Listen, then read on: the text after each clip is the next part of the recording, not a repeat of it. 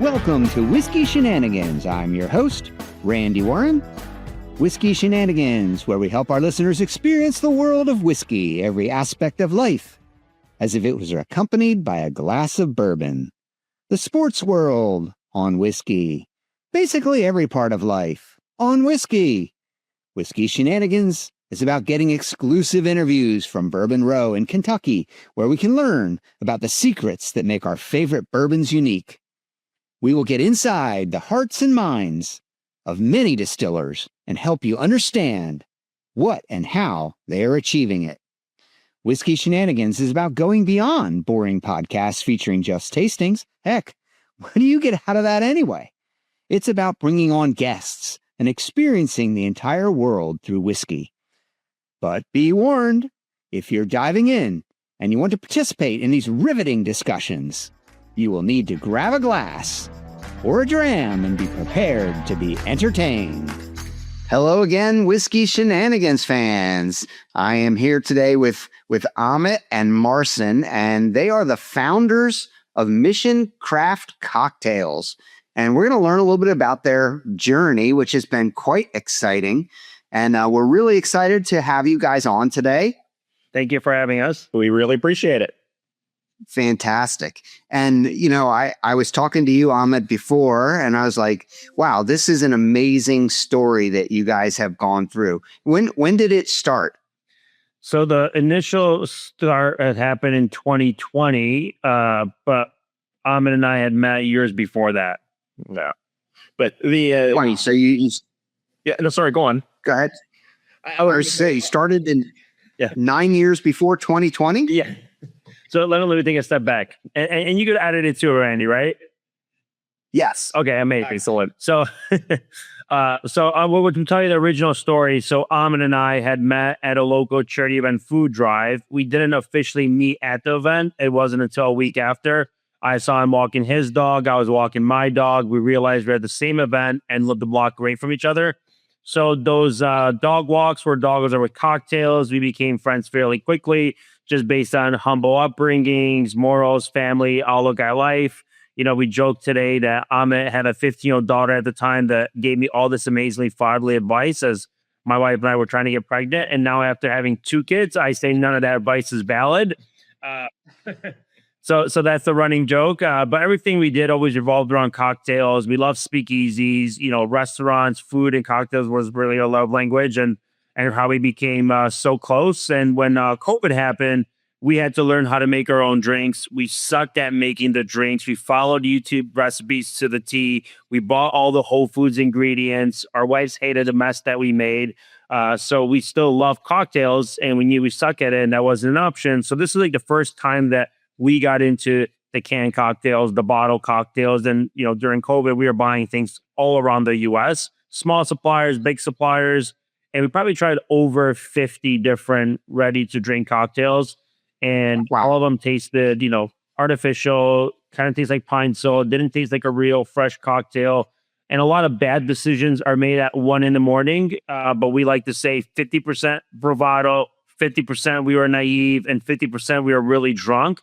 You know, we looked at each other in disappointment and said, wow, none of these taste like real cocktails. We should just get into the business. And keep in mind, Randy, we have 0 experience. We're just on this drunken bravado moment that we said we should just figure out the business. Yeah. So we love that. We should just fix it. Let's just fix it. There's got to be a way. And it's got to be that easy, right? At 1 a.m. after a lot of drinks, everything seems really, really easy.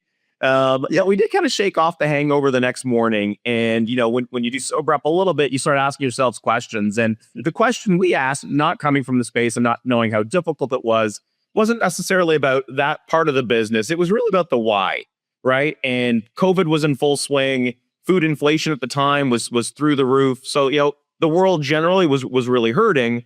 And we said, why don't we really take our passion for cocktails, because clearly we're passionate about cocktails and drink culture, and our purpose for giving back. And we met at a charity event, which was obviously a food drive, you know, and food insecurity was crazy. It continues to be, you know, such a problem in the country today, now even 5 years later. And we said, let's make a mission-driven company. So every bottle that we sell, we fund another meal to food insecurity. And we do that through one of the largest and best food insecurity companies, or I should say, foundations around the world, which is Feeding America. So, and you guys, according to your website, you have already contributed 1,001,788 meals funded. We were proud to announce we hit over 1 million meals. You know, the adage of don't believe everything you read on the internet is somewhat true, because we literally were supposed to update it this week for the last quarter. So that will definitely be growing by a couple 100,000. So we're well on our way at that 1.2 million meals funded in 3 years now at retail. So we're super proud of that. It is how we measure our business, truthfully, is how many meals we funded. And accountants and our CPAs and everyone hate us because we never, never really manage our business from a P&L or profitability standpoint. It was all about how do we fund the most meals possible. Yeah. And then also, Randy, really great. Give you perspective, right? As a self-funding company, one that we had zero experience, in those 3 years, we donated $250,000 of hard cash to food banks. So something that me and Amit thought would take us 10 plus years to hit 1 million meals and to be able to write those kind of checks. And it's the best checks we've ever wrote from day one when you're negative, right? Yeah. We put smiles on our face writing those checks while building the business. Yeah. And right. So how did the business, how did it take off? How did you solve this huge problem, which, other than you guys, is still a problem out there? Yeah.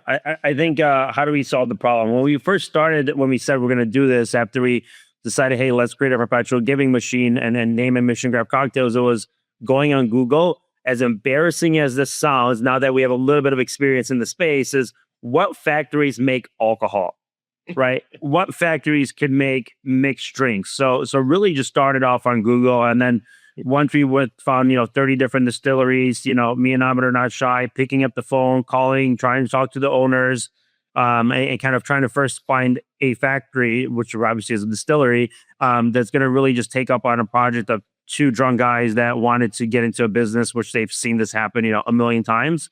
So that was the difficult part. But also just Googling, hey, what licenses do you need in the state of California? Like, what do you do to distribute? Like, we knew nothing, right? We had zero experience, but still want. And I think that's also has been the key to our success, is not being from the industry, Mm-hmm. right? And it took us, we've been in business for 5 years. We've only been on retail shelves for 3. Mm-hmm. It's 2 years of, not only R&D of how do we take delicious cocktails that are in a shaker and then commercialize them and come up with these great drinks. It was also it's something no one's ever done before, because if we were from the space, we would take water and flavor and color and do what everyone else had done in the past. And our secret has always been our cocktails taste exactly like they do out of a shaker in that bottle. So pour it over ice or put them in a shaker, shake it with ice, put it in a beautiful cocktail glass. And I would say 9.5 out of 10 people would not be able to tell you our drinks are from a bottle and not from behind a bar. Like our bar blind taste test results are extraordinary. Wow. And how do you produce that and distribute it so that when it goes to, the shelf, yep, and it sits there for a while, it still tastes good?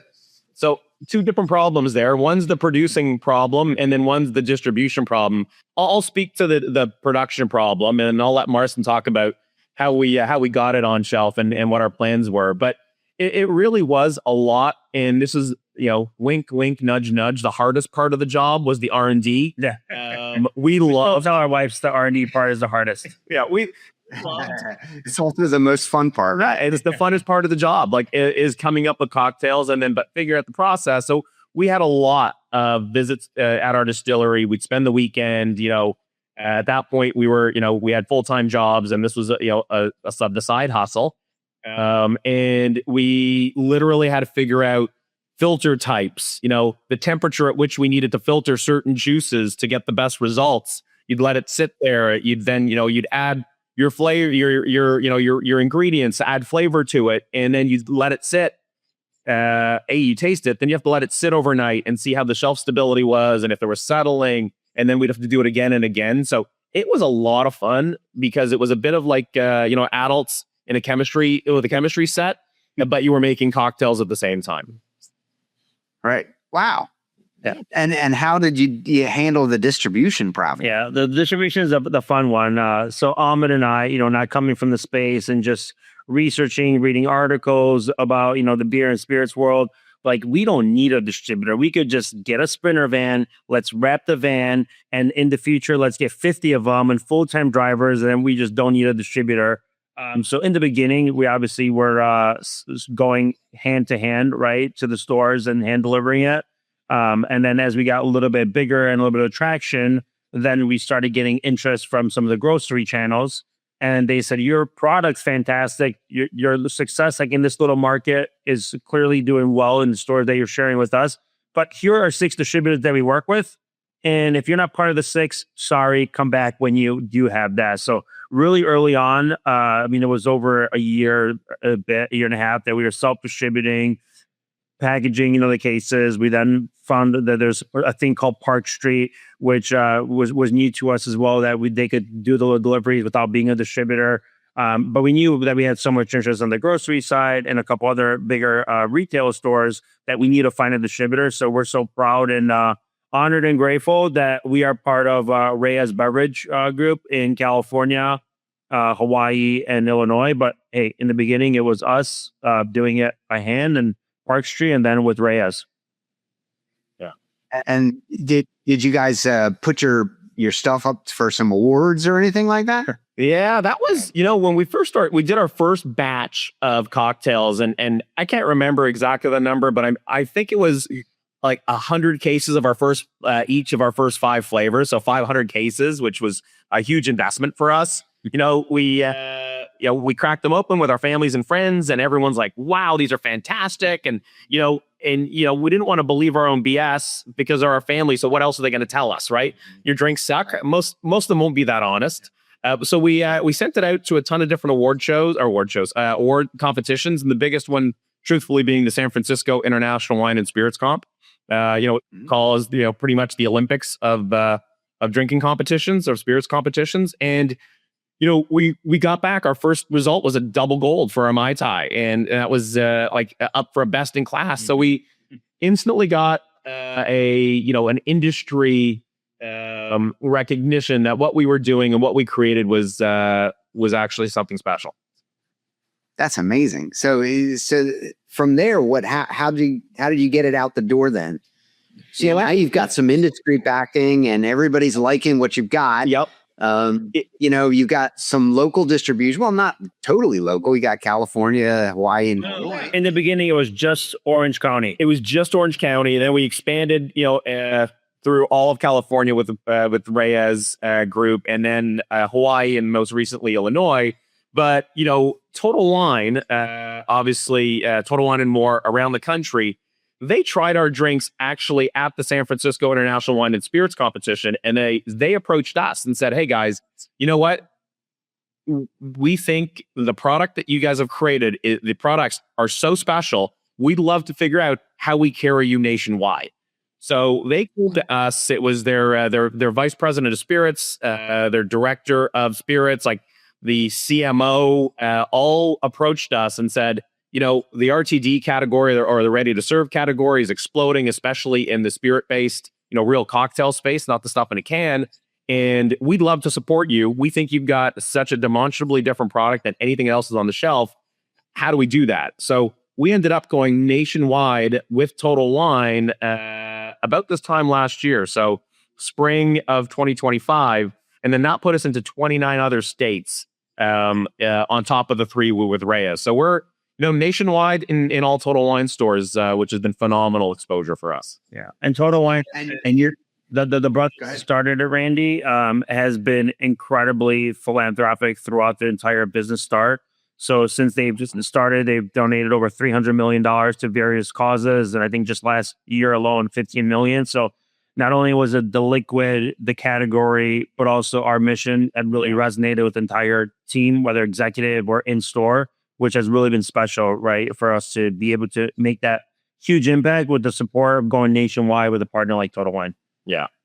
That's amazing. What a great story. So they come to you and they're like, hey, this stuff is great. We got to get this out the door. And if anyone, again, not coming from the space, we probably didn't even realize or recognize how special of an opportunity they were giving us, because again, we're not from this business. But I think now looking back going, wow, I don't even know why we second guessed it. Because we literally, we second guessed our relationship with Reyes when they kind of approached us, and we're like, maybe they're just too big for us, right?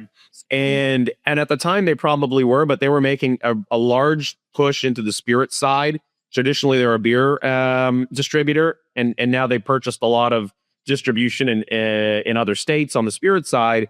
And we look back and go, wow, we were so lucky and so blessed that we got in with them when we did, and we get in the an inordinate amount of attention because we were one of their first spirits focused brands that they brought on. So now, hey, they've got Brown-Forman, and they've got, Gallows portfolio and Sazerac and everyone else. But we were one of the first on the spirit side to really come on board. That's helped us immeasurably. That's amazing. That's totally amazing. What speaking of those distillers, what bourbons do you use in your old fashioned? Yeah. So, I'll let Marcin talk to the old fashioned, only because we have a Manhattan as well, which is my favorite drink. So if I don't talk about the Manhattan, I know he's not going to. Yeah, we'll just put it to the side.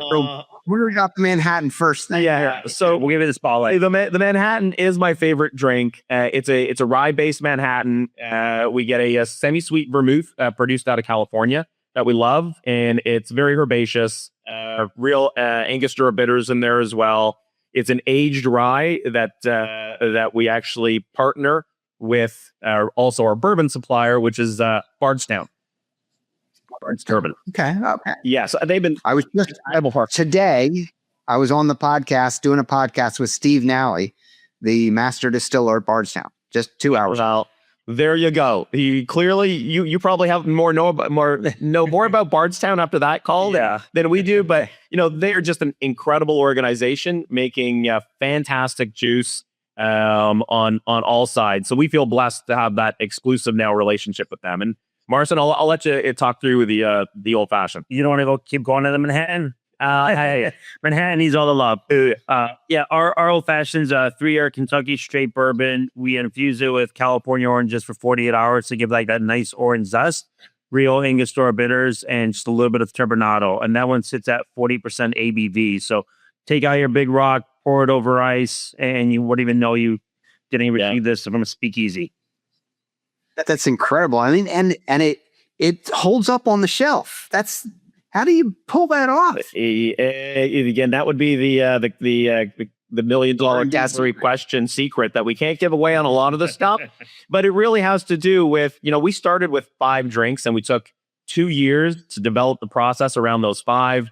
Then we launched another, 2 about 6 months, so a year later, and now we've got another 5 we're launching. So for us, it took a lot of time to develop the first ones, and then once you figure out the formula, our innovation has really been starting to creep up, and we've got I think in fall we've got a pecan cherry old fashioned that we're launching that we're super excited about as well. So by the end of this year, we'll have close to 15 drinks in the lineup. Yeah, and Randy, those 2 additional drinks was a jalapeno pineapple margarita.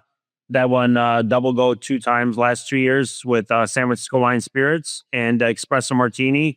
That our espresso martini is so delicious that if you put it in a shaker with ice and you shake it up, you get a beautiful foam crema that you can ice skin on, which is really the magic in our bottle. And that one more in double gold as well. So we're excited about the new innovation and seeing what the industry thinks. So me and Amit all have made our drinks for our palates, which I think is something unique from most companies. That hey, there's a tasting group, that there's an entire team that's developing these drinks. For me and Amit, it's spending weekends away and kind of going back, Randy. So when we were doing the R&D, my son was just born. So if you could just imagine of like, hey, 4 days, 3 days out for the weekend, right? Multiple times during the week in those 2 years. Definitely wasn't easy, but it was definitely worth it. how did you, or when did you guys know that you had something special and you needed to quit your jobs and do this full time? You know what? I think we've been delusional and believed that we've had something special the whole time. Really, truthfully, From that one drug night. yeah, for that one drug vet, I don't think we've ever varied from our delusional belief. But I think the business warranted and could afford us to kind of quit jobs about a year ago. Really, when we launched nationwide with Total Wine, I think is probably the aha moment. We're like, okay, we're going to get across the country exposure and growth, and that's 12 months ago. So is when we really believed we had a sustainable business. Yeah, and I think when we look at how much time was involved in our hypergrowth, so we went from to be able to backtrack in 2023 in our first kind of year figuring it out, not knowing what we're doing, and just trying to sell a few cases here and there. We sold about 1,000 cases of 12 bottles per case. And then our second year in 2024, we did a little over 2,000 cases. And then last year in 2025, we ended up about 82,000 cases. So being able to hyper growth of, hey, the sourcing of all ingredients, the spirits, the bottles, the corks, the storage, the R&D, still trying to bring new innovation in the future years and keeping up with the supply. Me and Amit always look at each other.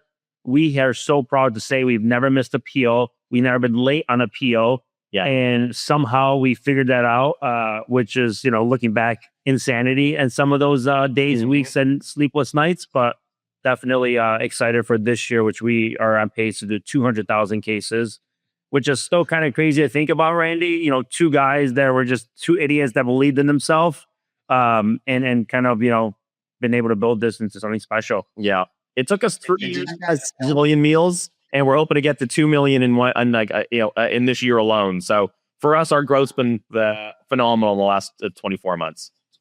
Did you guys self-fund that expansion, or did you go on Shark Tank or something? Everyone, a couple of things. Everyone says we should go on Shark Tank because we're so passionate about what we do. We'll gladly say we are self-funded 100%. It's just, Marcin and myself. And, a lot of people said, hey, why didn't you get funding? Why didn't you go for friends and family? And it's not because we didn't need their money, exact opposite, truthfully. But this is one of the riskiest businesses in the world. And with a 98% failure rate after 24 to 12 to 24 months. So in good conscience, we could not take our friends and family's money, knowing there's only a 2% success of this. And it's our dream, not their dream, right? This has been our dream. So we figured we have to fund it. We wanted to make sure we could go to Thanksgiving dinners and Christmas dinners and birthdays and not get yelled at because we lost someone money. Yeah. Right. That's amazing. That's really cool. I like that. Self-funded gives you control, gives you the ability to, to expand it and grow it, hyperscale it, whatever you want to call it, as fast as you can or want to. Yep. And as long as you can still control the quality. Yep. That's the key. Yeah. And when we, when we look at, hey, if we did have funding, I think we'll make the decisions a lot differently. Yeah. Versus when we are self-funding, we make very expensive decisions. But I think a superpower me and Amit had, we could just move on and say that didn't work. Yeah. Let's keep going. And make bad decisions and make good decisions, right, with anyone's approval. And we can move at the speed of light. Yeah. And we look back at, people would say, how did you prepare yourself to have the level of scale to be able to grow that amount? Because just on bottles, corks, labels, like production, like it seems impossible. Me and Amit always said, like, from day one, our risk tolerance has been always the same, and it's very, very high. So when we were supposed to buy 10,000 bottles, in our early runs, we were buying 50,000 bottles to get that extra tiered of savings. There's a scale there, Yep. for sure. And then we were supposed to buy 50,000 bottles. You're buying 250,000 bottles, right, to fill an entire container. So we've always overextended ourselves, and even buying bourbon barrels, right? We started with buying 4 barrels, and then we're like, okay, looking in the next 12 months, if we got to buy 50 barrels and let them sit and age. And now we're in the business of buying, new builds to look at in the future, right? Outside of aged barrels. So Randy, when we started this, I remember we bought our first 2 barrels, and it was the scariest moment ever. Yep. And our risk tolerance is such, and we're like, well, if this thing doesn't work out, you get a barrel at your house and I have a barrel at my house. So we generally will always think that, okay, that's the worst that's going to happen. Yeah. And then when it got to the point where we're buying, 50 and 100 barrels at a time, I'm like, okay, neither one of us have a garage this week anymore, so we need to make it work. But as Marcin said, like our risk tolerance is super high. So we've always said, just because we produce it for X and we need to sell it at Y, the retail price would be too high where the consumer's not there. And we said, for us to really grow this, we've got to be at, $12.99 or whatever that price is. It was almost irrelevant. And this is, again, we had no investors aside from ourselves. So we can make a lot of risky, bad decisions and go, we're going to sell it at this price and lose money for the first couple of years until we figure it out. But let's just go chase it and figure it out. So we bought enough volume of bottles and everything else to get us there before we had any orders or any reason to do it. Or any rights to do it for sure. Yeah, and with the Total Wine too, Randy, with the nationwide, it just became such great timing as Reyes was a couple months after onboarding. Finally, all those grocery chains that we've been talking to the last 2 years begging to get on their shelves, where they had those relations, so they were ready. So it was, the Whole Foods, the Bristol, the Gelson's, the Total Wine nationwide, the Northgate, Cardenas, like all these retailers kind of all happened all last year. So it was not only the nationwide rollout with Total Wine, it's now all these chains are coming on board and bringing in 5 SKUs plus, right? So yeah, it was a little bit of a crazy on management, but it was fun when looking back at it. Yeah, that hyperscale growth can be really challenging to keep up with. Yes, yeah. A lot of cocktails were definitely drank during a lot of weeks. Yeah. and I think did you guys buy sorry, go on. Did you buy like a production facility or did you build one? So that's a great question. So we, when we started it, none of the kind of co-packers and distillers that we told this idea to, right? Of, hey, we want to create real cocktails with real juice and authentic spirits. And we want for a Mai Tai, a handmade almond orgeat, and we want cracked peppercorn. And they all looked at us like, it doesn't work that way, guys. You can't do it. But we did find one co-packer that was crazy enough that believed in us. And they said, guys, you have a real uphill battle, but I love your passion. Let's do something together. And we'll try to figure it out. And they spent that 2 years of R&D working with us. So by last year, our production had really outgrown them. We were producing too quickly. They were a small facility and they're like, okay, we had plenty of options, and a lot of offers like, hey guys, we can save you X.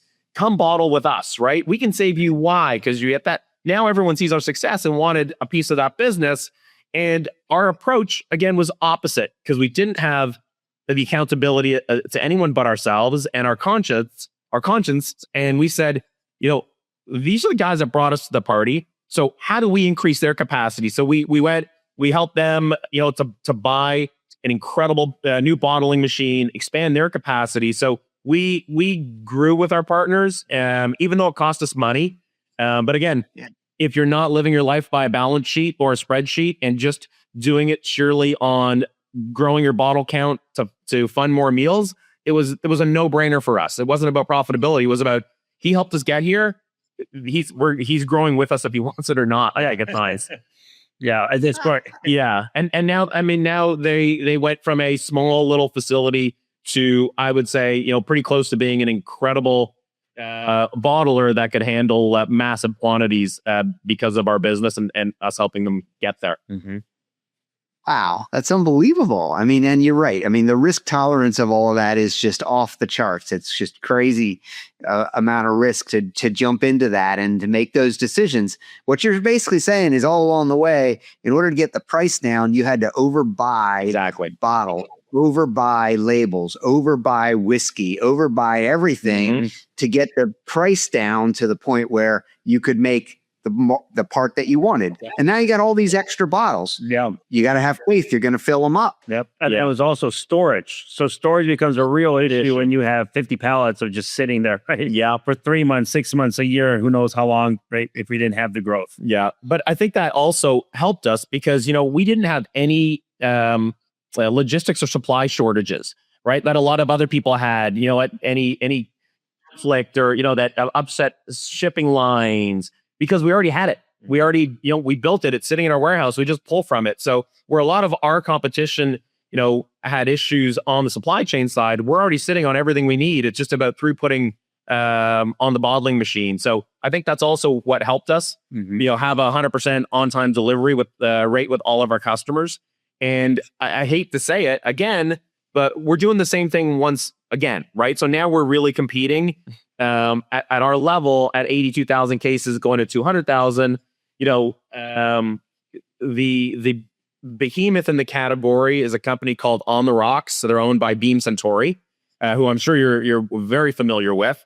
And, we're definitely need to be at their retail to try to, again, keep growing our business. So we're overbuying once again at the next stage of savings to kind of get us to that hyper competitive retail. Yeah. And they've been a huge inspiration, Randy, when we look at what they built. First pioneers into like the spirit-based bottle cocktail, the following and the consumer and the entire category that they built has been amazing to watch. So me and Amit have always looked, hey, this is our competition, but also like an inspiration that got us into the business. Absolutely. Right? But as Amit says, the consumer is at a certain price point and you can only grow at a certain price point. So you have to sometimes make good decisions or bad decisions, but you have to meet the consumer where they're at. Yep.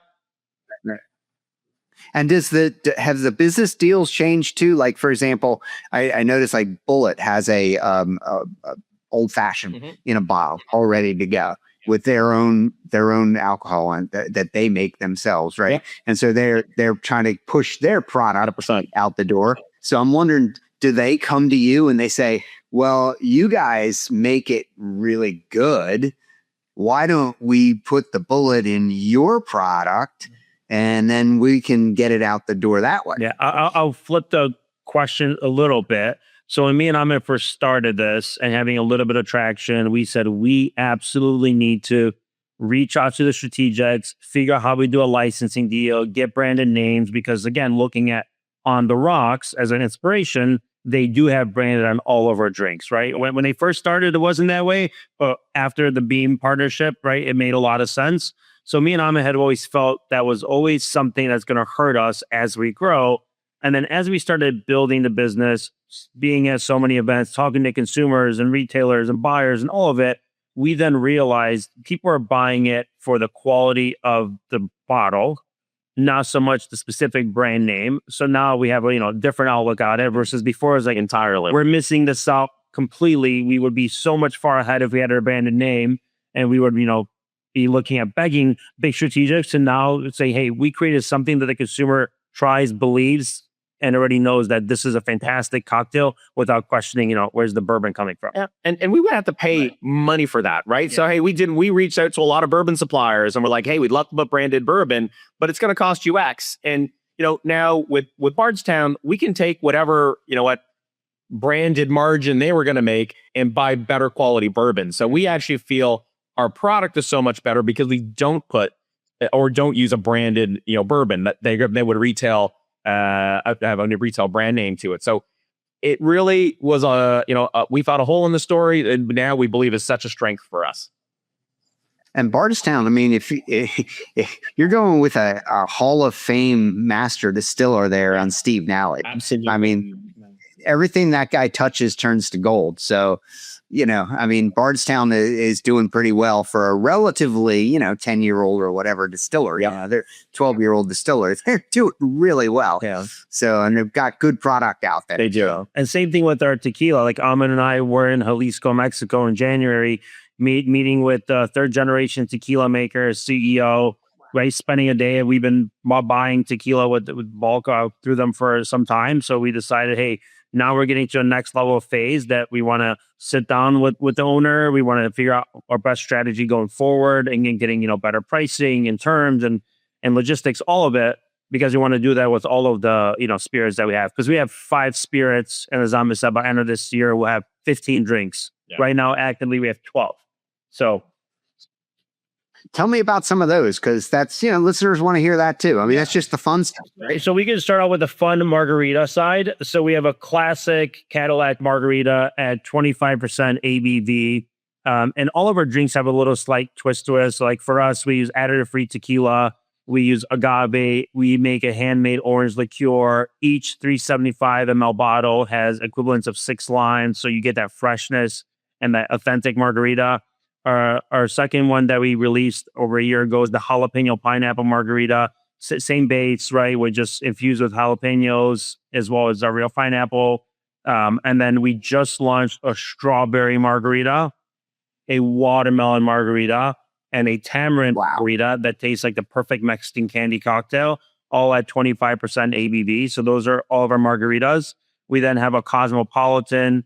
Again, most people say, hey, just a Cosmo, but we have hints of peppercorn and rosemary, handmade orange liqueur, right? We still use real cranberry juice. That's why it's beautiful and pink.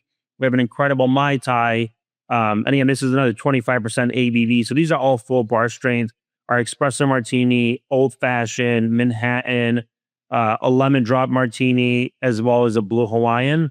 And there's a couple of fun limited time offers that you'll see throughout this year that we can't share yet publicly, but we'll announce them shortly. But we did share the pecan the cherry old fashioned. Hey, you weren't supposed to share secret, but what is coming up to give Randy something? Yeah, we definitely got to speak whiskey on shenanigans. Yeah. Right. that'd be great. That'd be great. So, man, that's fantastic. What a story. You guys are like on the road, man. I mean, this is really happening, and it's happening very, very quickly. Yeah. And people always say like, hey, how has your friendship become like after becoming business partners in this crazy business that you guys are building, and being best friends before the business? Now we're more so like brothers, and it's always hard to tell people how we operate because Amit lives a block away from me. His daughter watches my kids at times. Our families vacation together. We start text message trails at 5 a.m. or doing a gym session at 5 a.m. till midnight, right? So there's a million decisions being made throughout the day, which is, I think, unique to anyone I know. Incredibly unique. And I also will give credit, to our wives, because if they didn't get along and they didn't believe in what we were doing as well, I don't think what we could do would be even possible. Truthfully, like hey, you guys go out, do what you got to do. They know we're not doing anything but hanging out and working on our passion. And they got that trust in us and our crazy obsession. So absolute kudos to our wives, because if they weren't supportive, I don't think we would have gotten past year 2. Yeah. And in the beginning, Randy, they thought it was like bromance. Like they just want to get away to go speak easy, try new drinks, go to restaurants, right? Which of course they thought and probably were right in the beginning, and then realized, oh, wow. Once I think they've seen the impact that we're making in the food banks, to like, wow, you guys are actually building something that is making an impact. And then every quarter, that number goes higher and higher, right? Of how many meals you funded. So I think it became real to them too when they started coming to the food bank events with us, and saw the impact that we were doing. And oddly enough, like the food bank directors looking at Marcin and me, it's like, guys, thank you so much. You guys are doing more than Fortune 500 companies. It's incredible. And our wives now looking, going, oh, I guess they weren't out there just drinking and taste testing. They were really making an impact. And I think from that point on, they really have been so full force behind us. Yeah. That's fantastic. What a story. Oh my gosh. And for it's much easier because his daughter's 22 and mine's 3 and 5. So you can imagine, like when my daughter was born, the second one, we launched to market. So we have a 2-year-old at home, a newborn, and we're out trying to pitch liquor stores that you shouldn't walk past 7 p.m. begging them to be on shelf. Yeah. No.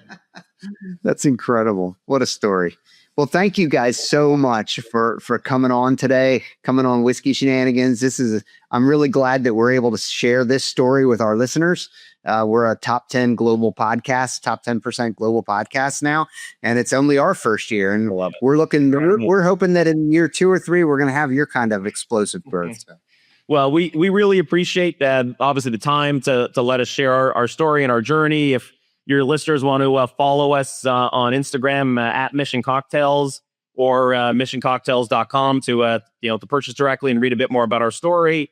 We update that meal counter every quarter so they can keep track on our progress as well. And I'm on the East Coast, so Total Wine means a lot around here. I'm in Charlotte today. I live in Charlotte during the summer and down in Naples during the winter. So it's all like Total Wine or ABC stores, all that kind of stuff. So it's on the shelf at Total Wine, so can pick one up. Absolutely. Yeah. Thank you so much, Randy. Really appreciate it. Thanks, guys. Have a great day. Thanks, Randy. Bye. All right. Whiskey Shenanigans fans, welcome to another shenanigans portion of this episode. So, we're delving into some stuff that I'm certainly not an expert at, but is really interesting. And it's taking quite a bit of learning and research to come up with some of this stuff. But I think it's pretty interesting. And today we're going to attack the topic or broach the topic of whiskey steak pairings. And we're not creating a definitive guide for whiskey and steak, but this is more about, or I should say less about rigid rules and more about understanding how fat, heat, and oak interact on the palate. Steak brings the protein, of course, the char, varying degrees of marbling for different kinds of steaks. Whiskey brings the ethanol, the wood extraction, and a spectrum of sweetness and spiciness. When those elements are aligned, the experience becomes layered rather than just sequential, and each bite and sip reshapes the next. The idea that higher proof bourbons complement heavily marbled cuts is not just a preference, it's grounded in how alcohol behaves. And while I'm no chemical engineer, it probably doesn't require that level of expertise to understand the intricacies of this pairing. Ethanol dissolves and lifts the fat, effectively clearing the palate. A richly marbled ribeye or Wagyu cut saturates the mouth with the lipids that can dull flavor perception. A cask-strength bourbon, dense with caramelized sugars, vanilla, and char, can cut through the saturation, reintroducing clarity while simultaneously echoing the steak's seared crust. What would otherwise feel hot and aggressive in the whiskey becomes rounded and integrated and buffered by the fat. Ribeye sits at the center of this whole philosophy. Its abundant marbling and deeply rendered fat demand a whiskey with structure and intensity. Some high-proof bourbon, particularly those with pronounced oak profile or a high rye mash bill, creates a compelling tension between the whiskey and the meat. The sweetness from the barrel contrasts with the savory density of the steak, while the spice component, the black pepper, the clove, sometimes even a little cinnamon, mirrors the char exterior of the steak. The result is not so subtle. It's more of a deliberate collision of richness that force the and it kind of boils down or resolves into a balance, which is really nice. New York Strip moves the pairing in a slightly different direction. Less marbling, a little bit more firm, more mineral-driven bite. It benefits from whiskey that emphasizes structure over sweetness. A rye whiskey becomes perfectly effective here. It's herbal, it's pepper-forward, its profile aligns with the steak's tighter grain and pronounced chew, enhancing rather than overwhelming the steak. Where bourbon leans into the sweetness and the roundness, the rye sharpens the edges, creating a more linear, focused pairing that tracks the steak's natural character. Great combination there. Filet mignon now is different. It's a steak that's going to require some bourbon restraint. The appeal of it lies in tenderness and delicacy, not intensity, and that shifts the pairing strategically quite a bit. A softer bourbon, often maybe a wheated bourbon, lower in proof, less dominated by aggressive oak. That would be a good choice for filet mignon. The goal is to preserve the filet's subtlety, allowing the gentle vanilla and the light caramel and the creamy mouthfeel from the whiskey to act as an extension of the meat's texture rather than competing with it. Overproof or heavily oaked expressions would flatten the filet, erasing the very qualities that make the filet, what we desire. Wagyu, particularly in its more extreme expressions, presents another kind of challenge. The fat content is so high and the melting point so low that it coats the palate. Here you can either counterbalance or harmonize. Two completely different directions. A high-proof bourbon creates a stark contrast, slicing through the richness and preventing palate fatigue. Alternatively, a more precise, balanced whiskey, such as a refined Japanese style, can mirror the elegance of the meat, creating a seamless, almost textural pairing where nothing is a problem here. Nothing stands out and sticks out of place. Both approaches work, but they produce entirely different results. One is tension-driven, the other is continuity-driven. So harmony or disharmony. Incorporating whiskey directly into the steak through compound butter sauces is a very effective way to unify the pairing. As the butter melts, it carries the whiskey's volatile aromatics into the meat, binding the fat, the salt, and the spirit into a single medium. With a ribeye, a robust bourbon folded into the butter with roasted garlic, black pepper, maybe a hint of maple, creates a glaze that reinforces the steak's inherent richness. For a strip, a rye-based butter with thyme, shallots, maybe a touch of citrus zest introduces bright and herbal lift. Filet responds better to restraint, of course. The wheated bourbon with chives, lightly enriched and an almost creamy base to a sauce. Wagyu benefits from the precision. Brown butter blended with a small amount of whiskey and a umami component, such as a miso, can deepen the complexity without overwhelming the palate. The idea of bringing umami to the table, pun intended, allows us to go for the depth, richness, and persistence, the sensation that a food is full or meaty in flavor. It also has a compounding effect. When glutamates and nucleotides are present together, they amplify each other, which is why combinations like steak and mushrooms or beef and aged cheese feel especially satisfying. So nice choices there. Beyond butter, though, there's lots of other kinds of sauces you could do. Bourbon-based sauces open up another layer of pairing possibilities, allowing you to engineer contrasts and complements directly on the palate. A classic bourbon peppercorn sauce built on a reduced pan fond with cracked pepper, shallots, cream, and a splash of bourbon works very well with strip steaks. The pepper ties into the rye or high rye bourbon profiles, while the cream softens the alcohol and integrates it into the meat's structure. A bourbon demi-glaze, more reduced, more concentrated, leans toward the ribeye, amplifying the steak's umami, there's that word again, it's a weird word, right? While introducing a subtle sweetness from the spirit that plays against the char. So for something more assertive, a bourbon barbecue glaze can be brushed onto thicker cuts or even reverse seared steaks. Here, the whiskey contributes caramelization and depth, especially when combined with the molasses, the vinegar, and spice. It's less about subtle pairing and more about building a layered, almost lacquered flavor profile. On the other end of the spectrum, a lighter bourbon pan sauce with mustard stock and a touch of honey can work with filet, adding dimension without overwhelming its delicacy. There's also a room to push into the more savory, less obvious territory here.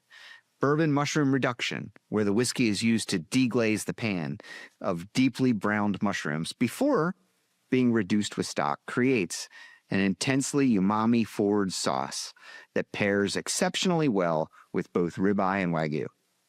The earthiness of the mushrooms bridges the gap between the meat and the spirit, while the bourbon adds a subtle sweetness and an aromatic lift. What you're ultimately aiming here with all of this is an alignment across 3 different axes, 3 dimensions. The first dimension is contrast.